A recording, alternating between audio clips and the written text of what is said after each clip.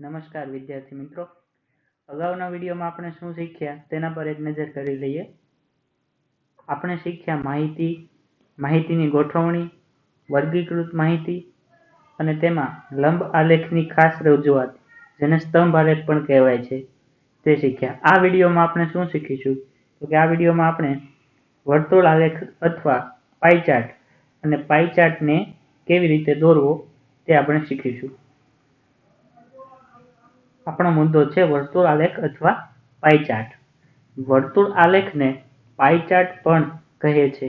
વર્તુળ આલેખનું બીજું નામ શું છે? પાઈ ચાર્ટ. અને તેને અંગ્રેજીમાં આવી રીતે લખાય, પાઈ ચાર્ટ.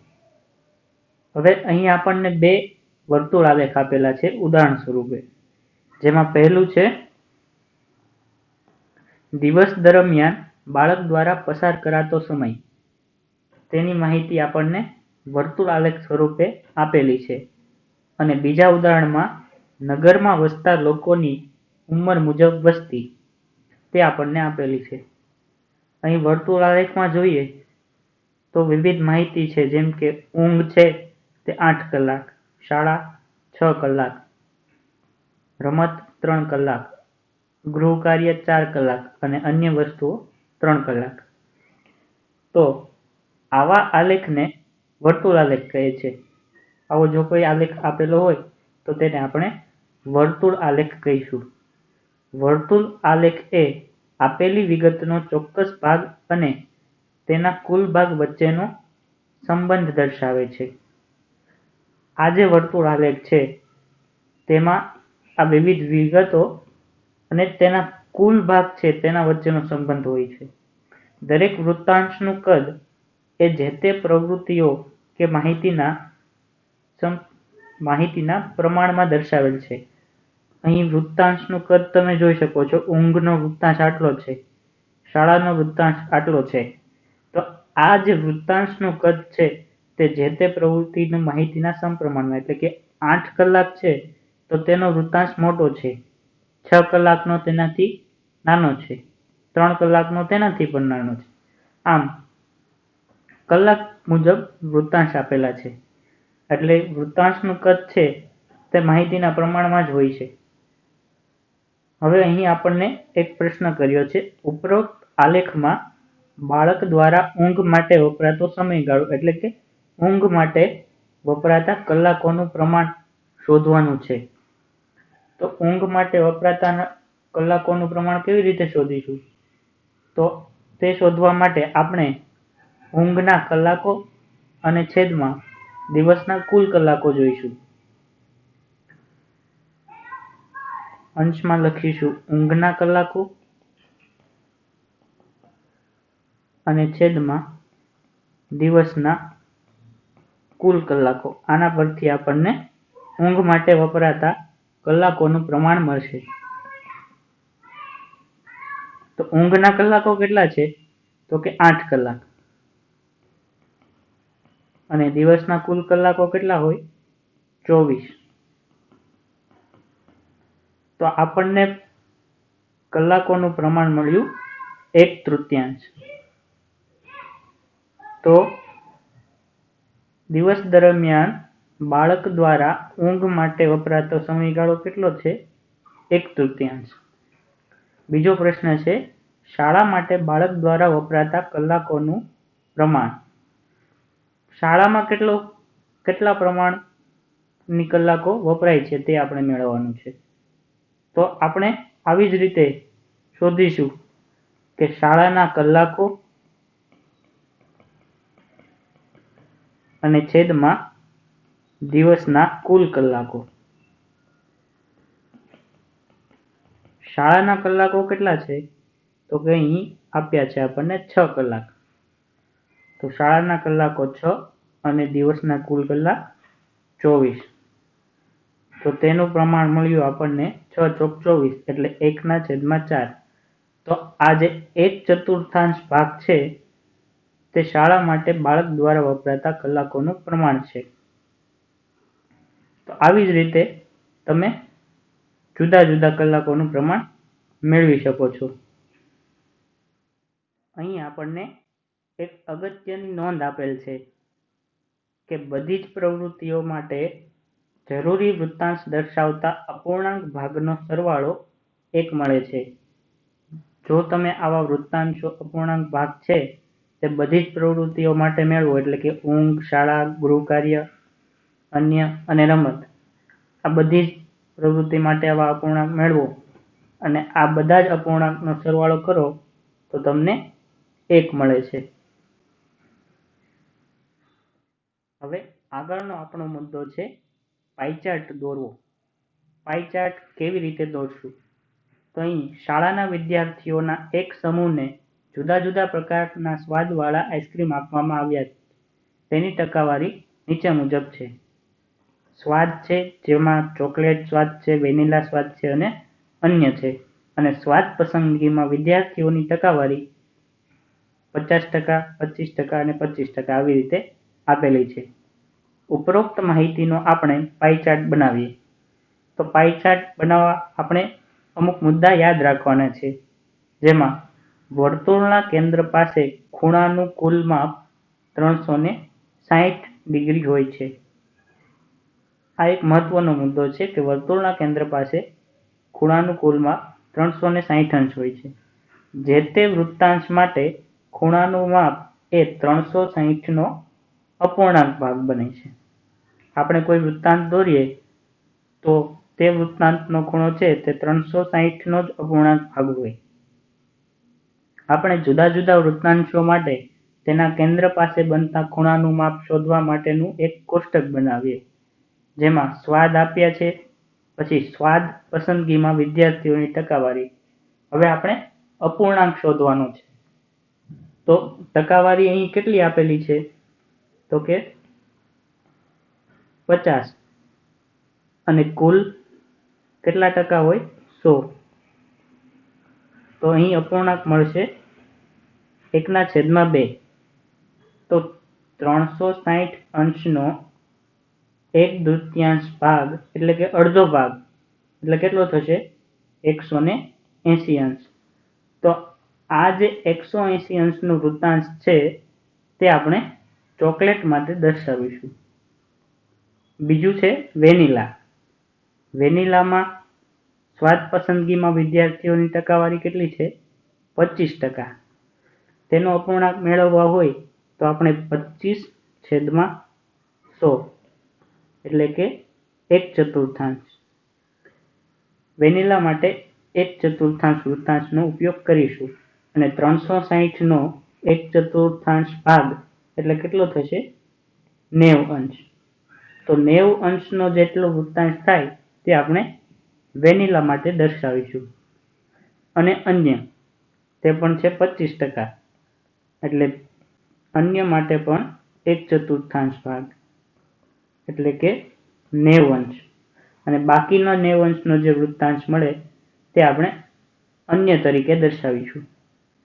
તો પાઈ ચાર્ટ આપણે કેવી રીતે દોરવો તે આપણે સ્ટેપ વાઇઝ સમજશું. જેમાં પહેલું સ્ટેપ છે યોગ્ય ત્રિજ્યાવાળું વર્તુળ દોરો. અહીં આકૃતિમાં જુઓ તો આપણે એક વર્તુળ દોર્યું. તેના કેન્દ્રને O અને ત્રિજ્યાને OA કરો. કેન્દ્રને આપણે O નામ આપ્યું અને એક ત્રિજ્યા દોરી, જ્યારે ત્રિજ્યા છે OA. હવે બીજું સ્ટેપ છે. તો બીજા સ્ટેપમાં શું કરવાનું? તો કે ચોકલેટી સ્વાદવાળા વૃત્તાંશનો ખૂણો 180 અંશ છે. આપણે કોષ્ટક બનાવ્યું તેમાં જોઈએ તો 180 અંશનો વૃત્તાંશ ચોકલેટ માટે આપણે દર્શાવવાનો છે. તો કોણ માપકનો ઉપયોગ કરીને ખૂણો AOB બરાબર 180 અંશ દોરો. અહીં આપણે કોણ માપકનો ઉપયોગ કર્યો અને ખૂણો AOB દોર્યો. કેટલો છે? 180 અંશ. તો આ જે ભાગ છે 180 અંશનો તે આપણે ચોકલેટ માટે દર્શાવીશું. હવે ત્રીજું સ્ટેપ છે કે બાકીના વૃત્તાંશ માટે પણ કોણ માપકનો ઉપયોગ કરો. બાકીના કયા બે વૃત્તાંશ વધ્યા? તો કે વેનીલા અને અન્ય. બંને માટે 90ના વૃત્તાંશ દર્શાવવાના છે. તો આપણે કોણ માપકનો ઉપયોગ કરીને 90નું વૃત્તાંશ દર્શાવ્યું. અહીં આકૃતિમાં જુઓ તો આપણે એક 90નો વૃત્તાંશ છે તે વેનીલા માટે દર્શાવ્યો અને બીજો 90નો વૃત્તાંશ અન્ય માટે દર્શાવ્યો અને 180 અંશનો જે વૃત્તાંશ હતો તે ચોકલેટ માટે દર્શાવ્યો. તો આવી રીતે આપણે પાઈ ચાર્ટ દોરવાના હોય છે. હવે આપણે ઉદાહરણ 1 જોઈએ. આકૃતિ 5.7 અહીં એક આકૃતિ આપેલી છે 5.7 માં દર્શાવ્યા મુજબ વિવિધ વસ્તુઓનો ખર્ચ ટકાવારીમાં અને કુટુંબની માસિક બચત દર્શાવતો પાઈ ચાર્ટ આપેલ છે. અને આ પાઈ ચાર્ટ ઉપરથી આપણે અહીં જે 3 પ્રશ્નો આપ્યા છે તેનો જવાબ મેળવવાનો છે. તો એક પછી એક આપણે જોતા જઈએ. પહેલો પ્રશ્ન છે, કઈ વસ્તુનો ખર્ચ મહત્તમ છે? પહેલો પ્રશ્ન છે, કઈ વસ્તુનો ખર્ચ મહત્તમ છે? તો આપણે ચાર્ટમાં જોઈએ તો જે વસ્તુનો વૃત્તાંશ મોટામાં મોટો હોય તેનો ખર્ચ મહત્તમ હોય. તો અહીં મોટામાં મોટો વૃત્તાંશ છે ખોરાક માટેનો. અહીં તમે જુઓ તો 25% ભાગ છે વર્તુળનો તે ખોરાક માટે વપરાયેલો છે. તો આપણો જવાબ થશે ખોરાકમાં મહત્તમ ખર્ચ છે.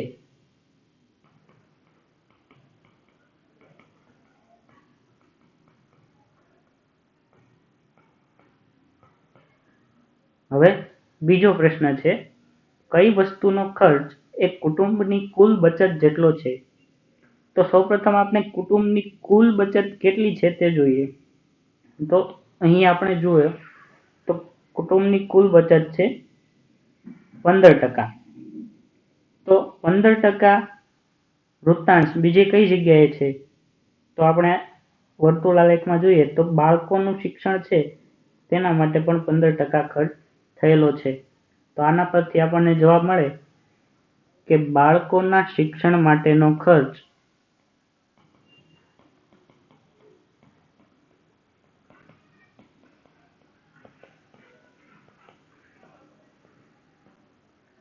એ કુટુંબની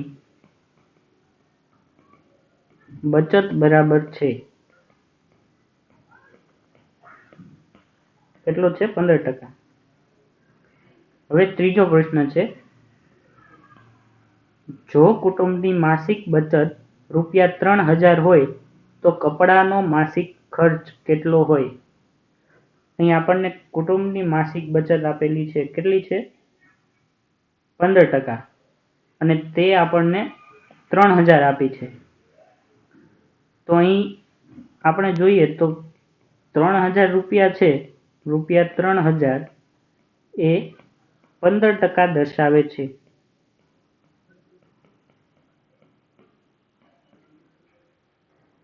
તો આપણને કપડાનો માસિક ખર્ચ પૂછ્યો છે.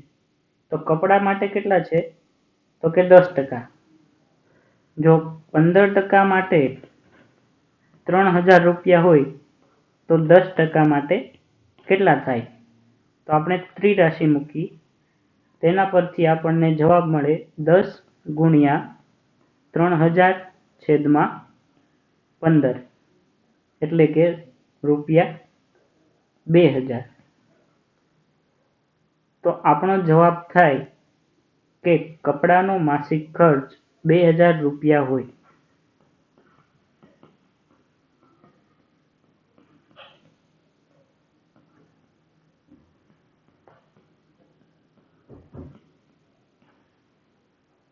આવી રીતે તમે અન્ય પ્રશ્નોનો જવાબ પણ મેળવી શકો છો. હવે આપણે બીજું ઉદાહરણ જોઈએ. બીજું ઉદાહરણ છે, કોઈ ચોક્કસ દિવસે બેકરીની વિવિધ વસ્તુઓનું વેચાણ રૂપિયામાં નીચે મુજબ આપેલ છે. અહીં એક બેકરીમાં વેચાતી વસ્તુનું માહિતી આપી છે. સામાન્ય બ્રેડ છે તે ₹320 વેચાય છે. ફ્રૂટ બ્રેડ છે તે ₹80 વેચાય છે. કેક અને પેસ્ટ્રી ₹160 વેચાય છે. બિસ્કિટ ₹120 વેચાય છે અને અન્ય વસ્તુઓ ₹40 વેચાય છે અને કુલ વેચાણ છે 720. તો આપેલ માહિતી માટે પાઈ ચાર્ટ દોરો. તો આ માહિતી પરથી પાઈ ચાર્ટ દોરવા માટે આપણે સૌપ્રથમ કેન્દ્ર પાસેનો ખૂણો શોધીશું કે સામાન્ય બ્રેડ માટે જો 320નું વેચાણ થતું હોય તો કેન્દ્ર પાસેનો ખૂણો કેવી રીતે શોધવું. તો આપણે કોષ્ટક બનાવીએ. જેમ ઉપર આપણે શીખ્યા, આ જે કોષ્ટકમાં આપણે શીખ્યા કે અપૂર્ણાંક અને 360 અંશનો ભાગ, આ બંને વસ્તુ આપણે મેળવવાની છે આપેલ માહિતી પરથી. તો એ માહિતી આપણે લખી કે એક બાજુ વસ્તુ આપી છે અને તેનું વેચાણ કેટલા રૂપિયામાં થયું તે આપણને આપ્યું છે. તેના પરથી આપણે અપૂર્ણાંક શોધીએ. તો કુલ વેચાણ કેટલું છે? 720.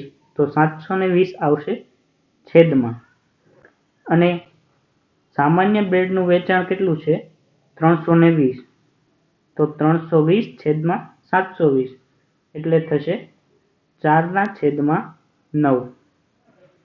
હવે કેન્દ્ર પાસેનો ખૂણો મેળવવો હોય તો 360નો 4/9 આટલો ભાગ લઈએ તો મળશે 160 અંશ. તો સામાન્ય બ્રેડ માટે 160 અંશનો વૃત્તાંશ આપણે પાઈ ચાર્ટમાં દર્શાવીશું. હવે છે બિસ્કિટ માટે. બિસ્કિટ માટે વેચાણ 120 રૂપિયાનું છે. તો 120 છેદમાં 720 અને અપૂર્ણાંક થશે 1/6. અને કેન્દ્ર પાસેનો ખૂણો મેળવવો હોય તો 360નો છઠ્ઠો ભાગ એટલે થશે 60 અંશ.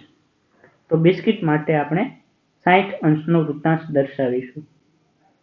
કેક અને પેસ્ટ્રીઝ, તેનું વેચાણ છે 160 અને તેને 720 વડે ભાગીએ તો 2/9 મળે.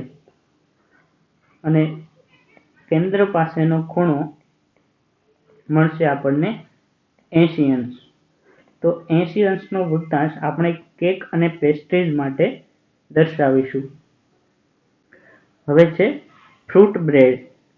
ફ્રૂટ બ્રેડનું વેચાણ 80 રૂપિયાનું છે. તો તેનો અપૂર્ણાંક થશે 80/720 એટલે કે 1/9.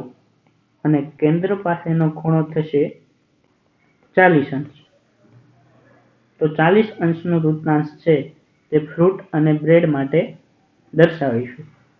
અને અન્ય છે તેનું વેચાણ 40 રૂપિયાનું છે. તો 40/720 એટલે કે 1/18. અને કેન્દ્ર પાસેનો ખૂણો થશે 20 અંશનો. તો 20 અંશનો જેટલો ભાગ હોય વર્તુળનો તે આપણે અન્ય માટે દર્શાવીશું. તો આ માહિતી પરથી આપણે એક પાઈ ચાર્ટ દોર્યો. આ પાઈ ચાર્ટ તમે જોઈ શકો છો. આપણે ઉપર જોયું કે સામાન્ય બ્રેડ, તો સામાન્ય બ્રેડનો વૃત્તાંશ કેટલો લેવાનો છે? 160 અંશ. તો આ જે કુલ 360 અંશ છે તેમાંથી 160 અંશનો વૃત્તાંશ એટલે કે આટલો ભાગ 160 અંશ તે આપણે સામાન્ય બ્રેડ માટે દર્શાવ્યો. પછી બીજું છે બિસ્કિટ. તો બિસ્કિટ માટે છે 60 અંશ. તો આપણે બિસ્કિટ માટે પણ જે 60 અંશનો વૃત્તાંશ છે અહીં આપેલો છે તે આપણે બિસ્કિટ માટે દર્શાવ્યો. કેક અને પેસ્ટ્રીઝ માટે આપણને કેટલો મળ્યો? 80 અંશ. તો અહીં પાઈ ચાર્ટમાં જોઈએ તો 80 અંશ જેટલો ભાગ જેટલો વૃત્તાંશ એ કેક અને પેસ્ટ્રીઝ માટે છે. ફ્રૂટ બ્રેડ માટે 40 અંશ છે અને અન્ય માટે છે 20 અંશ. તો આવી રીતે આપણે આપેલ માહિતી પરથી એક કોષ્ટક બનાવવાનું, તેના પરથી અપૂર્ણાંક મેળવીને કેન્દ્ર પાસેનો ખૂણો મેળવવાનો અને તેને પાઈ ચાર્ટ સ્વરૂપે દર્શાવવાનું. તો વિદ્યાર્થી મિત્રો, આજે આપણે આટલું રાખીશું. અત્યાર સુધીમાં જો તમને કોઈ ડાઉટ લાગ્યો હોય તો તમે કમેન્ટ બોક્સમાં લખીને પૂછી શકો છો. વધુ આપણે આગળના વિડીયોમાં જોઈશું.